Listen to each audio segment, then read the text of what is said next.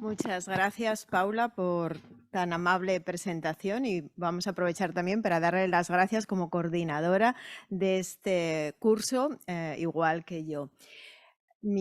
Bueno, muchas gracias a todos por estar aquí en presencia, que no podéis, los que no estáis, no podéis imaginaros qué fin de semana tan espectacular tenemos en Asturias para dejar bien a Gijón y a toda Asturias para que la gente venga a disfrutar de nuestra tierra.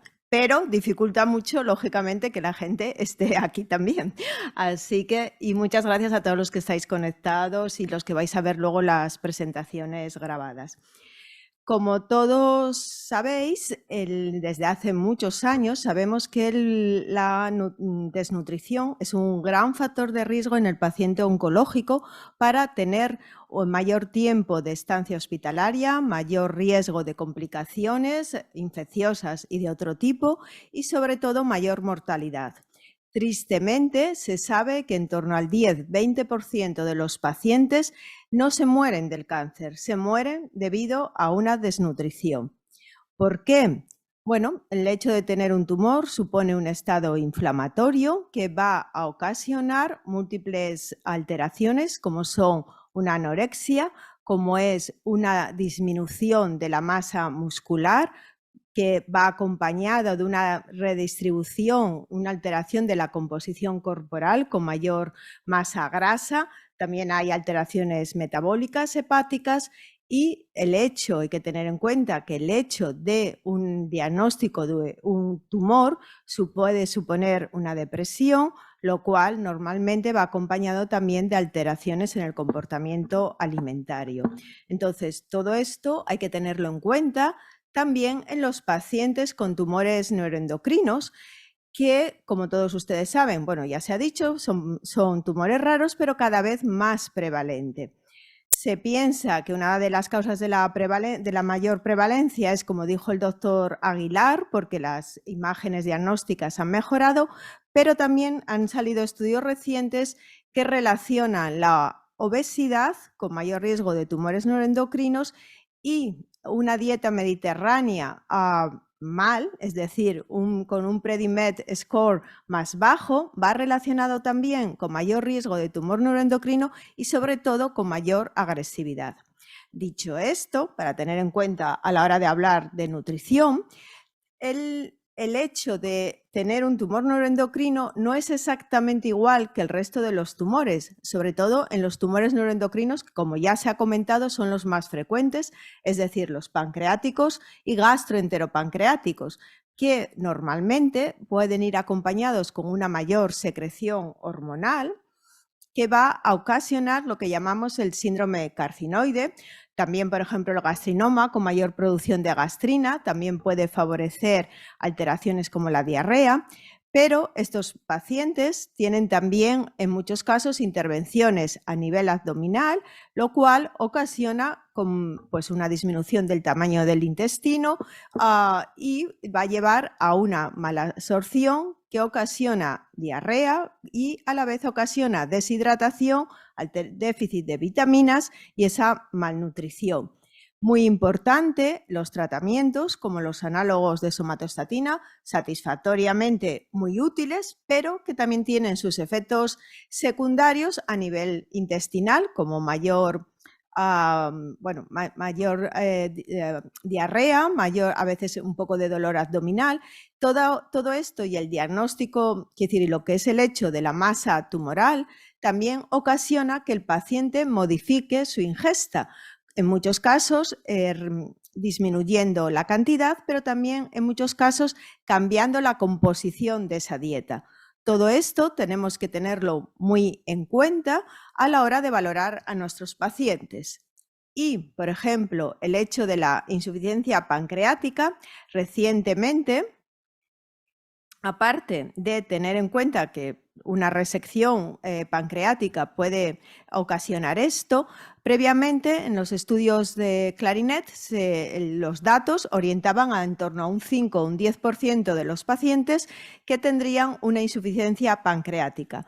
Pero el estudio de Shah, en el año 2005, ya detectó que esto era en un mayor porcentaje de pacientes, en torno a un 25%, y el estudio al revés, el estudio de la marca había detectado en torno a un 25% de los pacientes con análogos de somatostatina con un tiempo medio solo de 2 meses podían desarrollar insuficiencia pancreática, y el estudio de Scharf más reciente encontró una proporción incluso mayor, con un tiempo medio de evolución más elevado.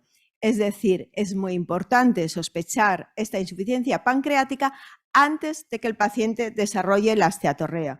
Cuando el paciente ya tiene los síntomas clásicos de esteatorrea, hay una gran deficiencia de enzimas pancreáticos, por lo cual es conveniente o es necesario el hacer determinación de la elastasa fecal, que es un test muy útil y sencillo y que nos puede orientar a esta deficiencia pancreática.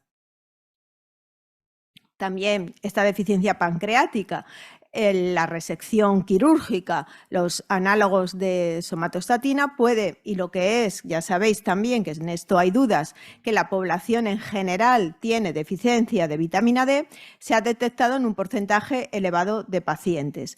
Pero no solo la vitamina D, sino también el resto de las vitaminas liposolubles, por lo cual también se recomienda, a lo mejor anualmente, su detección. Y además también no solo el déficit de vitamina D, que es bastante frecuente, vuelvo a decir que tampoco está tan claro si lo tienen más que la población general, porque ya sabemos que también en población general este déficit es elevado.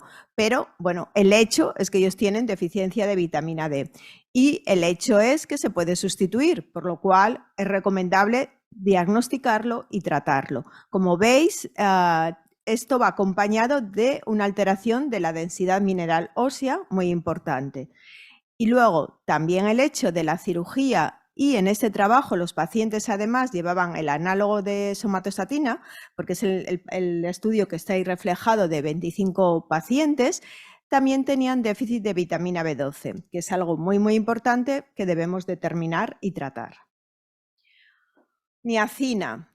Durante años se ha pensado que bueno, era algo ocasional, que no era frecuente, que solo en torno a un 5% de los pacientes van a desarrollar pelagra, es decir, ya un déficit grave. Normalmente esos pacientes ya tienen una supervivencia muy baja porque el tumor está muy avanzado y el hecho de la pelagra empeora mucho su situación. Pero 2 estudios también recientes han detectado lo que podemos considerar un déficit bioquímico subclínico en torno al 40%. En ambos casos eran tumores productores de serotonina. No son comparables porque uno hizo una determinación urinaria, que es más sensible, y el otro determinación en sangre, pero prácticamente las cifras son muy similares porque podemos considerar que en torno al 40% van a tener déficit de niacina. ¿Por qué? Pues porque, como ven en el gráfico, cuando no hay un tumor neuroendocrino, la mayoría del triptófano el cuerpo la dedica a la producción de niacina, pero cuando hay un tumor neuroendocrino, este triptófano se dedica sobre todo se distribuye para la producción de serotonina, por lo cual empieza a haber déficit de niacina. Entonces, también es recomendable su detección temprana y su sustitución, porque se ha demostrado que el hecho de tomar niacina, más o menos en torno los estudios, bueno, poquísimos estudios, en nutrición hay muy pocos estudios y ninguno le iba a gustar al doctor Carmona porque pocos pacientes, bueno, mejor no analizarlos mucho, pero bueno, por lo menos orientan. Y con una dosis media en torno a 144 miligramos se conseguía esa reposición de niacina. Malnutrición.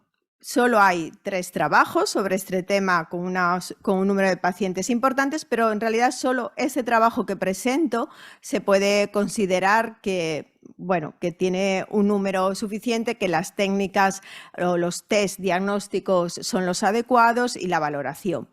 Este trabajo de Masber en el año 2017, como pueden ver, detectó un riesgo, es decir, determinado con el test de NRS de en torno al 25% y diagnóstico de desnutrición con el test de valoración subjetiva global en torno al 21%.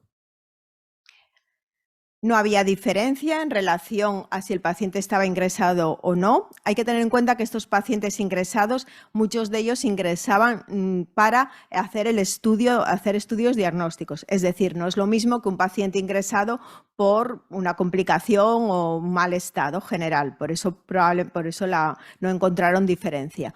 Tampoco encontraron diferencia si el estadio era localizado o estaba avanzado y tampoco si estaba bien diferenciado o no. Pero, como podéis ver, los pacientes que tenían un tumor G3 tenían un mayor grado de desnutrición, los que tenían la enfermedad progresiva también tenían un mayor estado de desnutrición y también los pacientes sometidos a quimioterapia. Cuando se hicieron determinaciones relacionadas con la nutrición, como es la albúmina, los pacientes detectados con desnutrición por el test de la valoración subjetiva global tenían unos niveles más bajos de albúmina y unos niveles más bajos de transferrina. En ese trabajo también se hizo valoración mediante impedanciometría del ángulo de fase y, como veis, los pacientes desnutridos tenían un ángulo de fase menor, 4,2, y tenían menor masa celular, por eso el índice de agua extracelular con respecto a la masa celular es mayor. Y lo que es importante es que esta desnutrición se relacionó con un mayor tiempo de estancia hospitalaria, tanto en la valoración subjetiva global como con el test de screening, que el test de screening ya lo había, es decir, el NRS, como sabéis, está muy validado en todo tipo de patologías. Aquí pues, también ha servido como de validación de este test para tumores neuroendocrinos. Y lo que es también muy, muy importante o lo fundamental es que los pacientes desnutridos tenían una peor supervivencia. Y lo que es importante es que, como veis en la diapositiva, esta peor supervivencia era siempre, incluso comparando en los tumores bien diferenciados, pobremente diferenciados, peor supervivencia si estaban desnutridos, en los estadios según el grado, es decir, G1, G2 y los estadios, el paciente que presenta desnutrición tiene una peor supervivencia, aunque su grado, por ejemplo, G1 o G2, podríamos esperar que fuera, bueno, pues un buen pronóstico, pero comparado con el que tiene un buen estado nutricional, tienen peor supervivencia y eso es muy importante tenerlo en cuenta. Se hizo un estudio multivariable considerando pues, el test de SCORE, la valoración subjetiva global y el ángulo de fase y, como veis, fueron factores de riesgo independiente para la supervivencia, y el ángulo de fase y la valoración subjetiva global tenían el riesgo relativo igual, es decir, son marcadores importantes que nos van a ayudar a la hora, bueno, que nos tienen que advertir que tenemos que vigilar ese riesgo de desnutrición, porque lo ideal no es diagnosticar al paciente cuando ya está desnutrido. Lo que tenemos que hacer es, igual que valoramos la cromogranina, igual que valoramos el hemograma, por supuesto el escáner, es decir, no tenemos que mirar el ordenador, hombre, hay que mirarlo, claro, por supuesto, pero hay que mirar al paciente y hay que pesarlo. Teniendo en cuenta que a la mayoría de los pacientes los vemos cada 3 o 6 meses, esos pacientes tienen que estar pesados. ¿Por qué? Porque una pérdida de peso es uno de los parámetros que vamos a utilizar o que se pueden utilizar en la mayoría de los test de screening, es decir, de sospecha. Como sabéis, el índice de masa corporal, por supuesto, siempre está, pero la mayoría de los pacientes, tanto nuestros de tumores neuroendocrinos como en general de todos los pacientes oncológicos, Hoy en día sabéis que hay un exceso de sobrepeso y obesidad, con lo cual nuestros pacientes, y en estos trabajos era así, el índice de masa corporal medio suele estar en torno a 27. Es decir, ese paciente, vamos a ver a un paciente tirando a lo mejor a obeso o sobrepeso, pero a lo mejor ha perdido peso y eso es lo que es una pista o lo que nos sirve de diagnóstico o de sospecha de esa desnutrición. Por lo cual es muy importante preguntar sobre ello, es muy importante preguntar sobre cómo come, cómo se siente. Bueno, podemos utilizar, esto os enseñaba, se pueden utilizar distintos test de screening.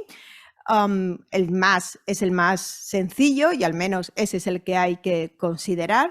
Este también está validado, que es la valoración subjetiva global generada por el paciente, que es muy útil, que se le puede dar incluso al paciente antes de entrar. No hace falta que nosotros le preguntemos si ha disminuido su ingesta, si tiene menos ganas de comer. Esto nos lo puede rellenar el paciente antes de entrar en la consulta, con lo cual tenemos ya esa información para sospechar que puede haber riesgo, pero incluso para ya cuando el paciente empieza a bajar de peso o empieza a comer menos, pero leve, hay que empezar ya a valorar el modificar la dieta, a lo mejor dar incluso algún suplemento si es necesario. Es decir, tenemos que adelantarnos, que siempre vamos por detrás, tenemos que adelantarnos al momento en el que el paciente ya tiene esa desnutrición. Ahí ya llegamos tarde y es una pena, porque nosotros vemos a los pacientes en la consulta con mucha frecuencia.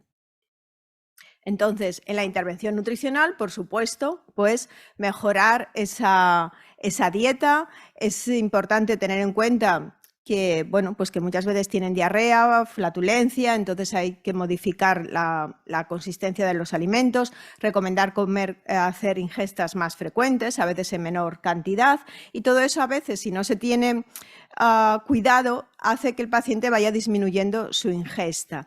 Importante que no dije de la insuficiencia pancreática, muy importante la sustitución, porque si el paciente tiene esa insuficiencia pancreática, que puede que no sea grave, pero sí que hay algo de insuficiencia pancreática, quiere decir, puede pasarnos desapercibido y el paciente tiene mayor número de deposiciones y podemos pensar que es secundario al tumor cuando en realidad es secundario a este problema. Y a veces a lo mejor o aumentamos la dosis de análogos o se ponen otros tipos de tratamiento y es fácil, o por lo menos es el paso inicial, hacer el tratamiento sustitutivo con enzimas pancreáticos. También hay que tener en cuenta que hay que asociar con mucha frecuencia inhibidores de la bomba de protones, porque la acidez destruye la cápsula, el fármaco, entonces son menos eficaces los enzimas pancreáticos.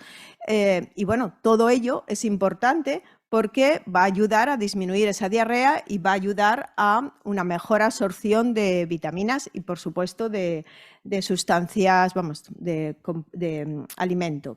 Que hay que tener también muy en cuenta que aunque el paciente coma bien o parezca que coma en suficiente cantidad, estos pacientes, al tener un tránsito acelerado, cuando hay resecciones quirúrgicas, la absorción es distinta. Entonces, es decir, necesitan más calorías que otras personas con su intestino, vamos a decirlo así, normal. Entonces, todo eso hay que tenerlo en mente a la hora de ver al paciente y vuelvo a insistir, no cuando el paciente ya ha perdido mucho peso. Ese paciente ya viene diciéndonoslo, hay que adelantarse. Recomendaciones específicas para tumores neuroendocrinos no hay, salvo lo que he comentado, es decir, valorar pues esas características especiales de estos pacientes. Las recomendaciones de ESPEN, pues las tenéis ahí, procurar una ingesta de unas 25-30 kilocalorías por kilo con un aporte proteico de 1 a 1,5 gramos por kilo. Volviendo a considerar lo que he dicho, que estos pacientes, si tienen mala absorción, puede que necesiten mayor aporte. Y el ejercicio. Ya sabéis que ahora le damos mucha importancia, se le da mucha importancia a mantener la masa muscular, a intentar aumentar esa masa muscular con ejercicios de fuerza y también ejercicios aeróbicos. No hay unas indicaciones específicas, pero son las recomendaciones. Y Esto es todo. Mi mensaje sobre todo es: tenemos que pensar en ello y también que tendremos datos propios gracias a un estudio promovido por GENDE en el que hemos recogido datos sobre el estado nutricional de estos pacientes, que esperemos que podamos presentar. Muchas gracias.